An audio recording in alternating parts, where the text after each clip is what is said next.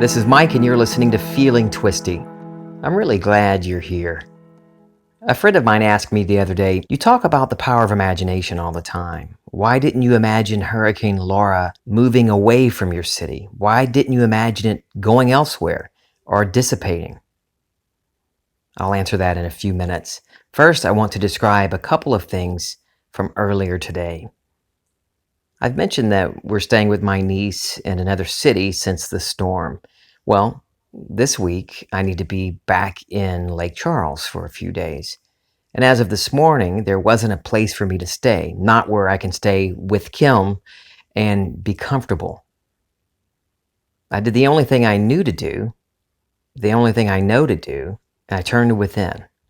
So what do I want? I don't want to sleep on a cot or a sleeping bag. I want air conditioning, and I want to be comfortable, and I want to be with Kim.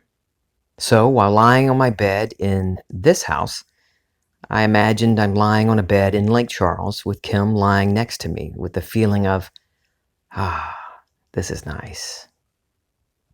I knew in that moment, just took a moment, that it was done. About 20 minutes later, Kim called me to tell me there's an empty house, a very nice house. It's a beautiful house with power and water where we can stay for the next few days. And it worked out perfectly for us. A little later, I called the only cleaners in this small town where we're staying. I have bags and bags, large bags, big drum liners, those big hefty bags, full of clothes that we pulled out of our house to be laundered.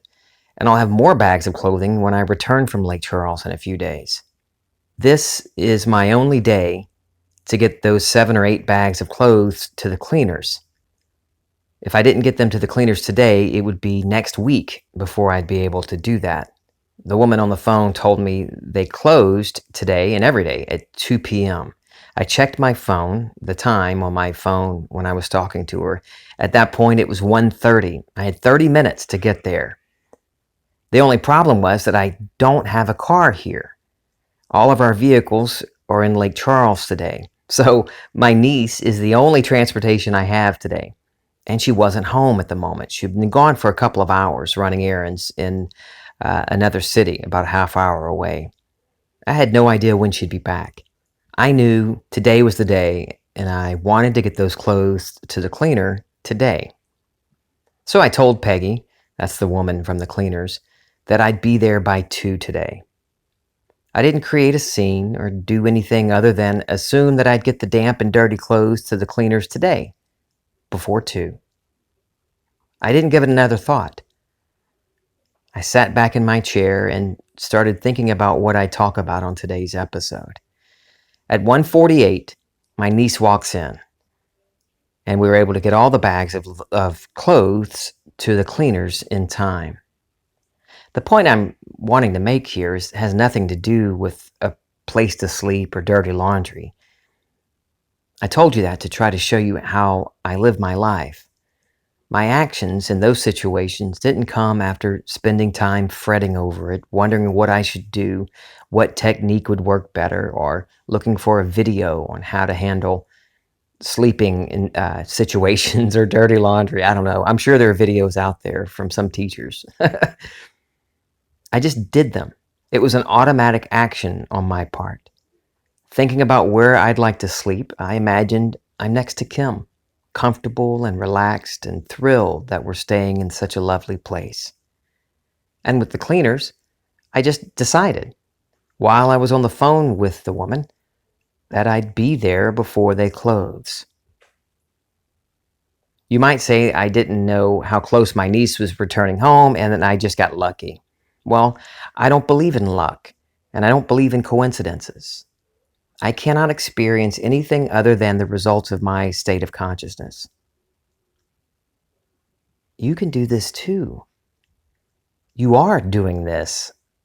You're imagining up your life all the time, automatically. For me, though, the fear and worry were usually the things that came up automatically when presented with a situation, and imagining something different and better was difficult. I would make it such a production. Notice that both of my stories had a time frame on them. I needed to find a place to stay and wanted a comfortable place where Kim can be with me and not just in the same room on an air mattress several feet away. And I didn't want to be on an air mattress. I wanted to be on a comfortable bed. And it had to be done by tomorrow before I get to town. And with the cleaners, I had a 30-minute window. 30 minutes. I didn't get my hands dirty messing with the details. I assumed it was done in both cases, and I went on with my day. So back to the question from my friend. You might be wondering the same thing. Why didn't Mike imagine something different with the hurricane? The simplest answer I can give you is I saw no need. I had no desire to change anything. Everything is perfect. It really is. I have no regrets or doubts. I had no desire to change it. And I'm not saying that, in that old cliche way, oh, everything is perfect in spite of the misery and trials God is giving me. Oh, thank you, Lord. He only will give you what you can handle. When you fall down, pick yourself back up, and that's not what I'm talking about. I mean, everything is perfect the way it is. Since the storm, I've gotten to have so many wonderful conversations with my niece and many other people, strangers. They're not strangers anymore, but people I've met. My niece, you might recall, lost her fiancé just a week before the storm. She had stayed with us for several days until the funeral, and the day she was packing up to leave our house, which was actually the day before the hurricane hit, I remember wishing we could spend more time together.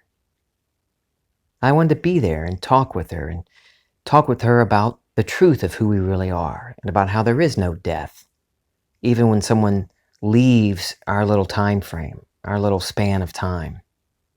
I wanted to really get in deep with her and talk with her about it. And that's exactly what's happened. And I have many, many states I've fertilized, lovely states. And my house being so-called unlivable at the moment doesn't matter, because I know it's a part of at least one, probably several different bridges of incidents bringing me to the fulfillment of my wishes. I've gotten to do my feeling twisty thing all over the place, all over South Louisiana. And that's what I love to do. Talk about what Neville calls the law and the promise, and imagining lovingly for others as I go. I've had more opportunities to talk about that since the storm than I had prior to the storm. And from the day we evacuated, as we were driving along the highway, I thought, oh, this is going to make some great stories for Feeling Twisty. I can't wait to share what I'm experiencing and what I'm getting to talk about with others, with you. I wouldn't change a thing. I know that nothing can ever be done to me, and I'm thrilled at this little adventure. Someone asked me if I need anything. They wanted to send me money or anything else I might need. I told that person, as I've told several others that have asked, thank you, but I don't need anything. What can I tell someone who asks me that, knowing the vastness of I am? That's who I am, and that's who you are. I love you. This is Feeling Twisty.